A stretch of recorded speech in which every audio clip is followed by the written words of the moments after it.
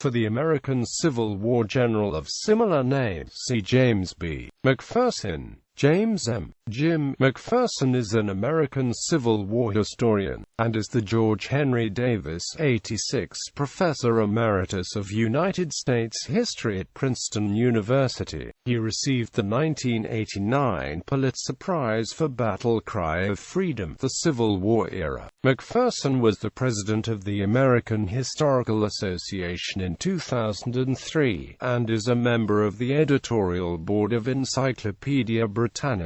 Early life and education. Born in Valley City, North Dakota, McPherson graduated from St. Peter High School, and he received his Bachelor of Arts at Gustavus Adolphus College in 1958, and his Ph.D. at Johns Hopkins University in 1963, where he studied under C. Van Woodward. Career. McPherson's works include The Struggle for Equality, awarded the Anne Icefield Wolf Award in 1965.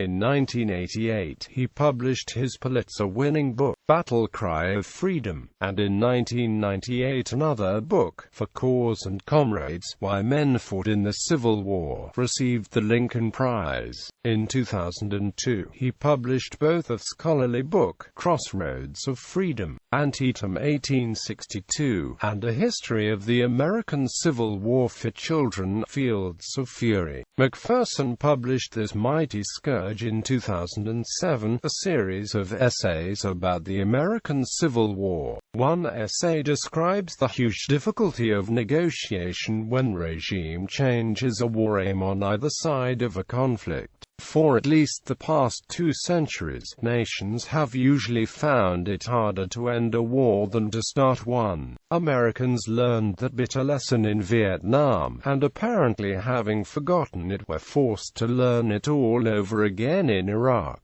One of McPherson's examples is the American Civil War, in which both the Union and the Confederacy sought regime change. It took 4 years to end the war. There are all kinds of myths that a people has about itself, some positive, some negative, some healthy, and some not healthy. I think that one job of the historian is to try to cut through some of those myths and get closer to some kind of reality, so that people can face their current situation realistically, rather than mythically.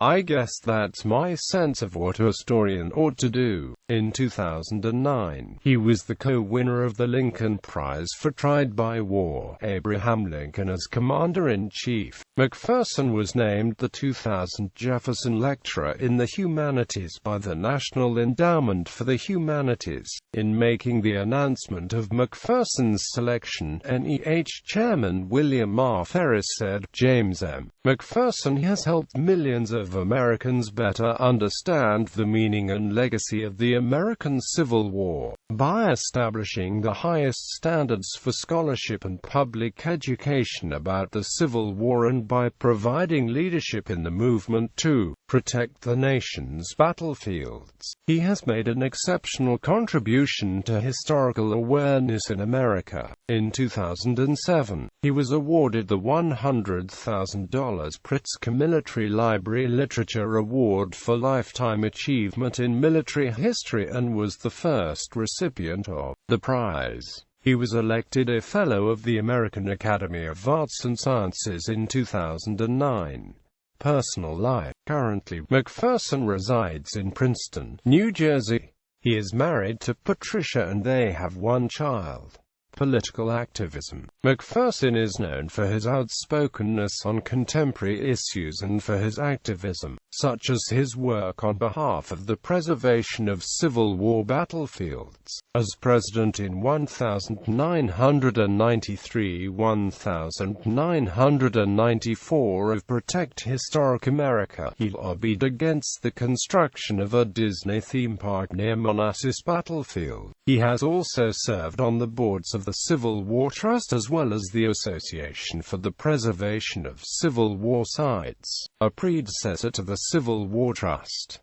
From 1990 to 1993, he sat on the Civil War Sites Advisory Commission. Along with several other historians, McPherson signed a May 2009 petition asking U.S. President Barack Obama not to lay a wreath at the Confederate Monument Memorial at Arlington National Cemetery.